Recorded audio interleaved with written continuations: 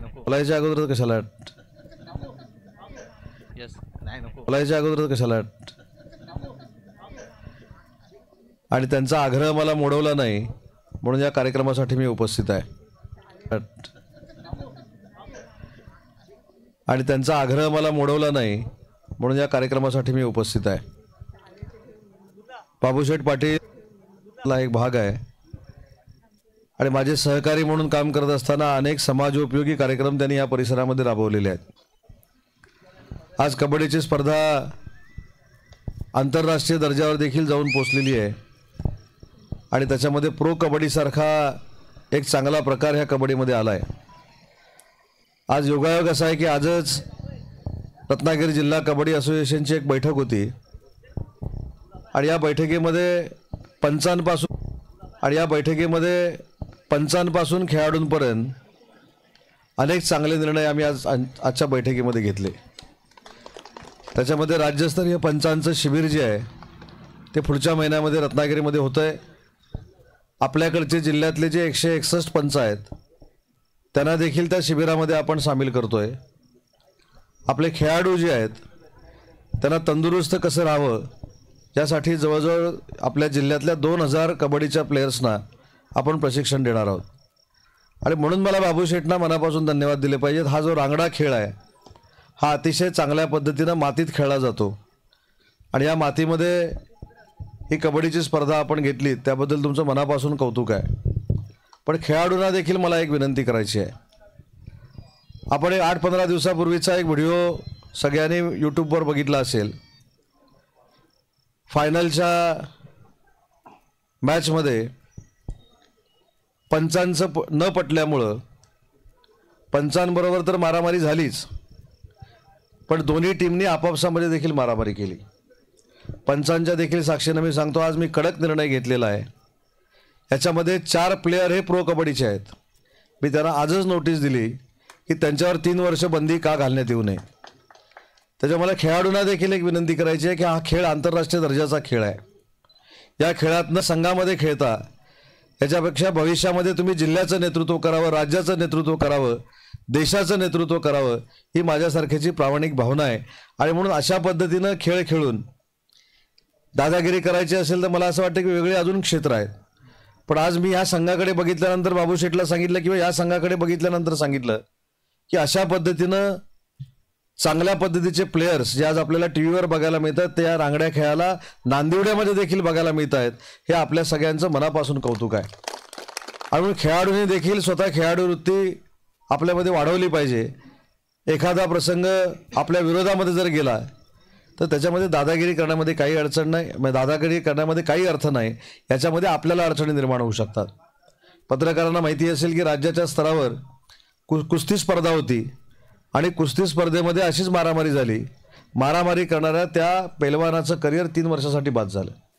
आपण खेळाडू म्हणून जर खेळणार असू तर बाबूशेठने ज्या स्पर्धा या ठिकाणी आयोजित केल्या आहेत त्या खेळत असताना आपण खिलाडू वृत्तीने खेळलं पाहिजे। आज माझ्याकडे 161 की 162 पंच हे सगळे पंच जे आहेत हे असोसिएशनने पाठवलेले पंच आहेत। हे देखील कबड्डी खेळले म्हणून इथे पंच झालेत, बरोबर ना? तुम्ही कबड्डी खेळले ना सगळे आणि ते कसे कबड्डी खेळलेत हे त्यांना जर विचारलं तर आता अनेक सुविधा त्यांना तुम्हाला मिळतात। पण हे जेव्हा कबड्डी खेळत होते, शालेय कबड्डी खेळत होते त्यावेळी अशा सुविधा आणि अशा स्पर्धा बाबूशेठ कुठेही नव्हत्या। पण आज गावागावामध्ये स्पर्धा होत्यात। आज मी दापोली तालुक्याचा अभ्यास केल्यानंतर एका महिन्यामध्ये 60 कबड्डीच्या स्पर्धा दापोली तालुक्यामध्ये झाल्या। रत्नागिरीमध्ये देखील तेच सुरू आहे। काही तालुक्यांमध्ये कबड्डीचे गाव आहेत, म्हणजे उदाहरणार्थ मिरजोळा असेल, तुमच्याकडे आता या परिसरातले काही गावं झाली असतील, गावखडी असेल, आमचा हातखंबा असेल, ज्या ठिकाणून अनेक कबड्डीपटू तयार होतात। आणि म्हणून मला भरवणाऱ्यांना देखील एक विनंती करायची आहे। माझ्या दृष्टीनं तुम्ही किती बक्षीस लावता याच्यापेक्षा त्या स्पर्धेतनं किती खेळाडू तयार करता हे माझ्या दृष्टीनं महत्त्वाचं आहे। आणि मी सगळ्या खेळाडूंना आणि पंचांना एक शब्द देतो की जे मी कबड्डी असोसिएशनचा जिल्ह्याचा अध्यक्ष झालोय ते जिल्ह्यापुरतं राहण्यासाठी नाही, भविष्यामध्ये महाराष्ट्राची देखील कबड्डी असोसिएशनची निवडणूक लढवणार आहे।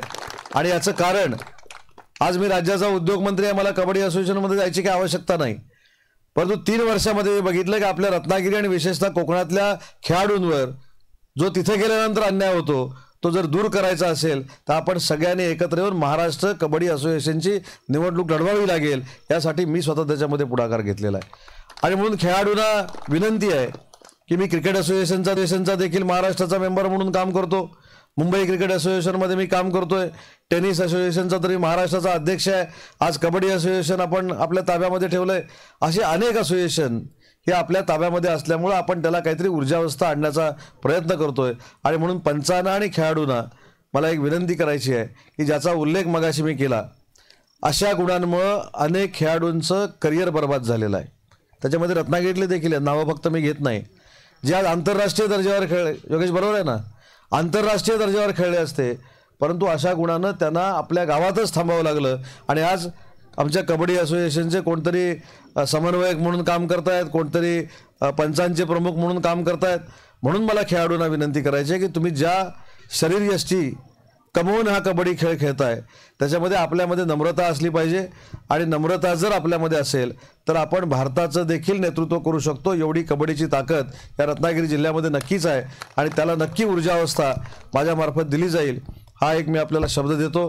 बाबूशेठ, तुमचं पुन्हा एकदा मनापासून अभिनंदन करतो. कदाचित जिल्हा परिषदेची आता कबड्डीची स्पर्धा देखील सुरू होईल. सुप्रीम कोर्टानं जाहीर केलं की पंचायत समिती, जिल्हा परिषद, नगरपालिका, महानगरपालिका या सगळ्या निवडणुका आता घेतल्या पाहिजेत. पण मला असं वाटतं की या वाटत जिल्हा परिषद गटातले माझ्यासोबत काम करणारे माझे सर्वच सहकारी कुठच्याही स्पर्धेमध्ये कॉम्पिटिशन करायला तयार असतात. मग ती कबड्डी स्पर्धा असू दे, क्रिकेट स्पर्धा असू दे किंवा निवडणुकीची स्पर्धा असू दे. पत्रकारांनी आज लिहून ठेवावं की इथं जो जिल्हा परिषदेचा उमेदवार आमचा लढेल तोच जिंकून येईल, पंचायत समितीचा लढेल तोच जिंकून येईल, दोन्ही पंचायत समित्या आमच्या असतील.